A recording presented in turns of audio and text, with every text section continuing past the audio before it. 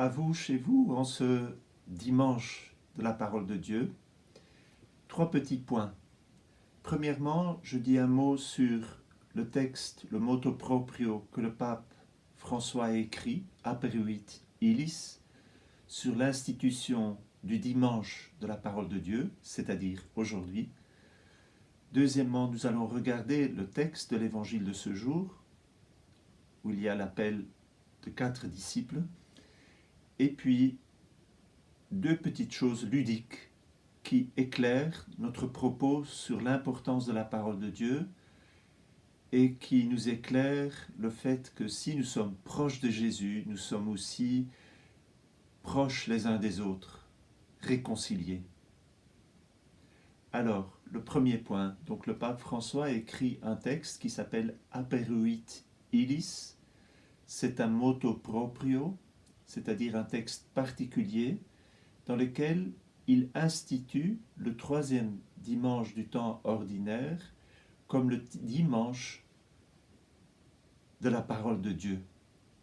C'était pendant l'année consacrée à la miséricorde de Dieu qu'il avait le désir, ou qu'il sentait la nécessité d'instituer un dimanche de la parole de Dieu, un dimanche totalement consacré à la parole de Dieu pour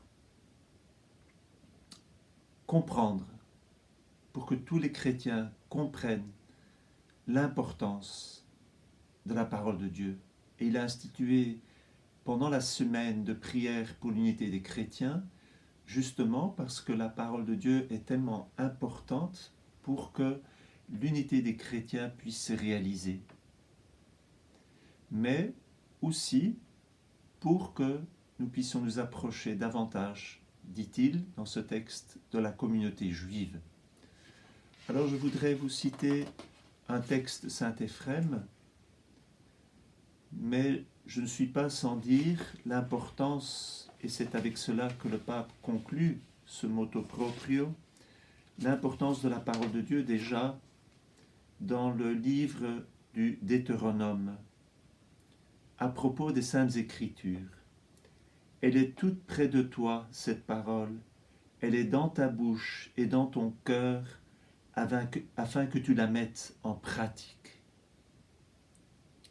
Rappelez-vous aussi cette parole de Saint Jérôme, dont on a déjà parlé. Nier les Écritures, c'est nier le Christ. Ne pas connaître les Écritures, c'est ne pas connaître le Christ. Parole forte, qui doit nous inciter à lire la parole de Dieu. Voilà ce qui nous occupe quotidiennement avec notre évangile au quotidien.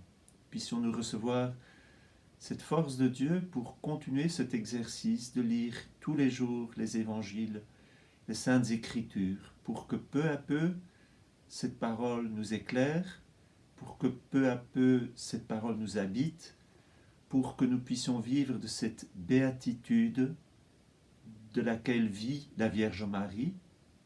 Rappelez-vous cette parole de l'Écriture. On vient vers Jésus et on dit « Oh, bienheureux es-tu » ou « Bienheureux le Saint qui t'a porté ».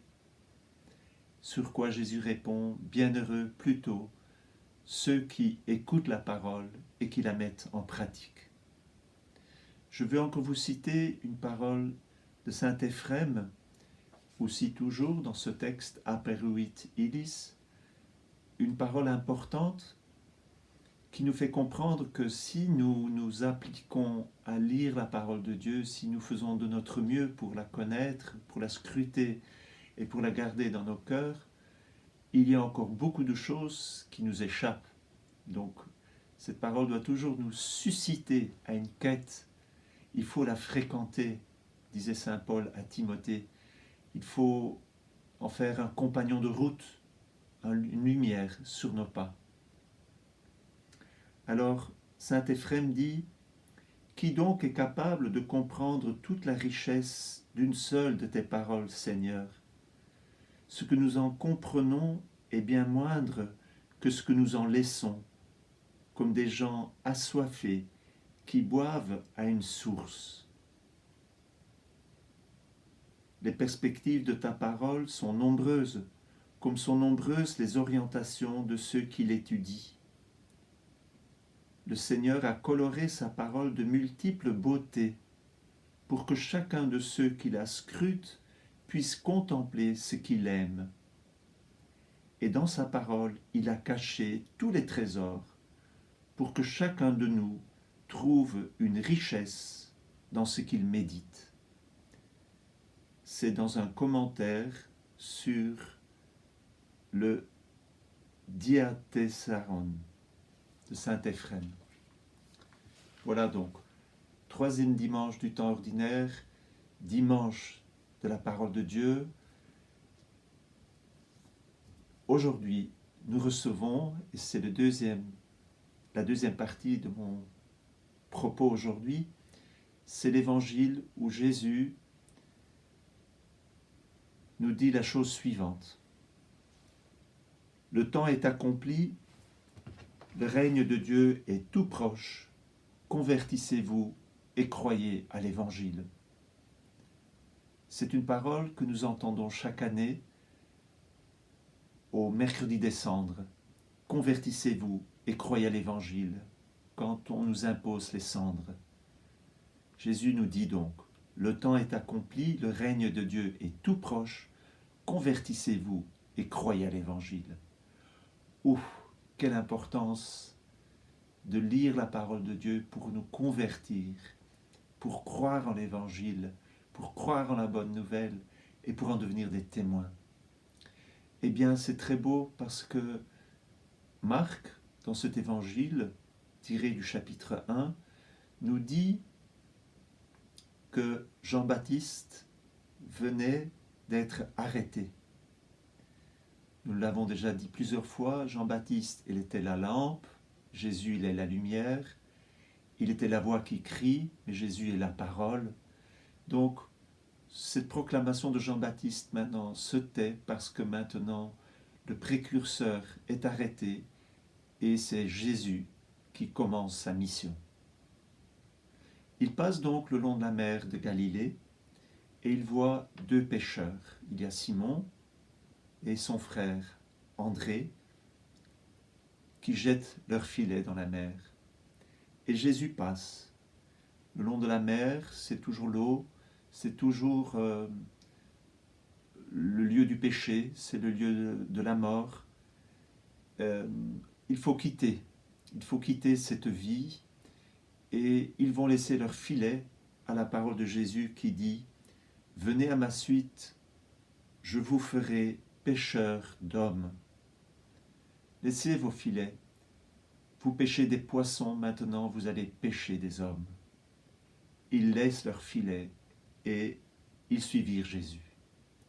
Et Jésus, continuant son chemin, le long du bord du lac, de la mer de Galilée, il voit Jean et Jacques et il appelle. Eux, ils réparaient leur filet.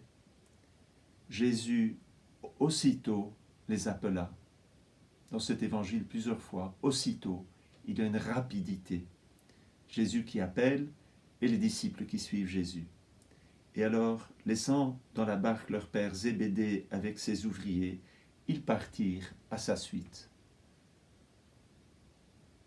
Les uns laissent leur filet, les autres laissent leur père, et ils suivent Jésus.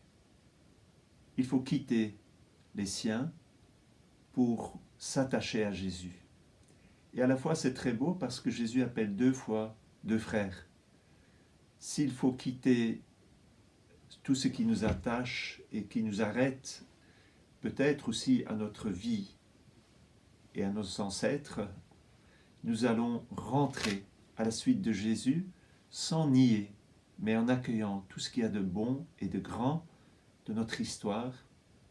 Nous laissons derrière nous notre péché et nous nous attachons à Jésus pour qu'il nous fasse miséricorde, qu'il nous fasse découvrir le mystère du royaume. Eh bien, aujourd'hui, je vais vous faire deux petits divertissements. Premièrement, je vous montre une petite image. C'est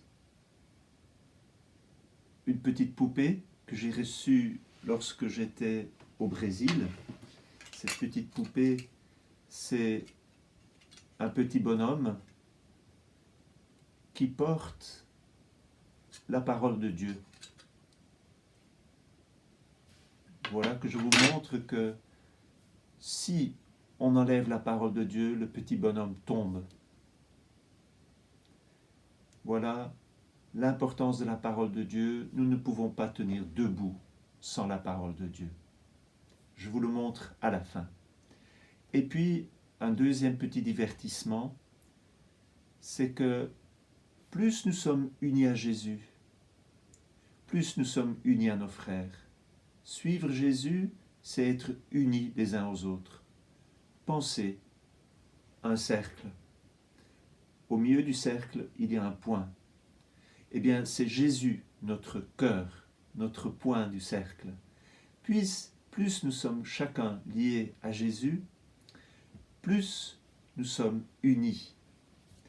En ce dimanche où nous célébrons la parole de Dieu en particulier, où nous célébrons l'unité des chrétiens, la prière pour l'unité des chrétiens, allons vers Jésus, écoutons sa parole, nourrissons-nous de sa parole, de son Eucharistie.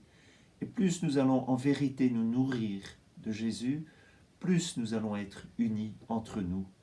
Voilà le deuxième petit dessin que je vais vous montrer. Alors je vous souhaite un bon dimanche, un troisième dimanche du temps ordinaire, dans la semaine de la prière pour l'unité des chrétiens et en ce premier dimanche institué, dimanche de la parole de Dieu.